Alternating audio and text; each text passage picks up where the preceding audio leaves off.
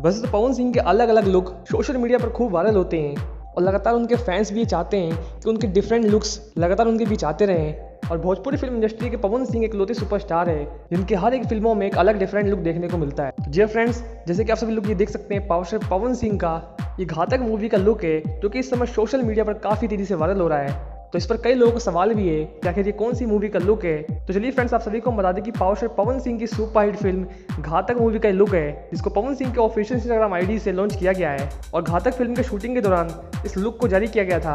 वैसे पवन सिंह के इस लुक को देखकर अंदाजा लगाया जा सकता है इस फिल्म में पवन सिंह का लुक काफ़ी बेहतर होने वाला है। तो एक क्रैक फाइटर और सत्या जैसे लुक आप सभी को घातक मूवी में देखने को मिलेगा। इसके साथ साथ आप सभी को एक्शन, धमाल और दमदार डायलॉग्स भी होंगे जिसमें पावर स्टार पवन सिंह के साथ साथ इस मूवी के विलन टीनू वर्मा भी आप सभी के बीच डायलॉग्स की बुछार करेंगे जो इस फिल्म को बेहतर से बेहतर बनाएगा।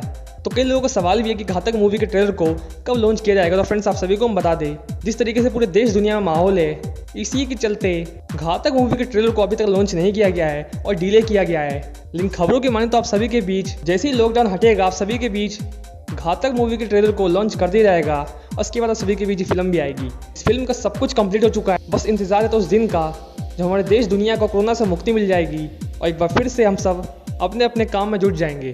तो friends, power star Pawan Singh के लुक आप सभी को कैसा लगा हमें कमेंट सेक्शन में बताइएगा और किस किस को बेसब्री से इंतजार है पवन सिंह के घातक मूवी के ट्रेलर का हमें कमेंट बॉक्स में बताइएगा। और 5 में से कितनी रेटिंग देना चाहते हैं इस लुक को आप सभी हमें कमेंट सेक्शन में दीजिएगा।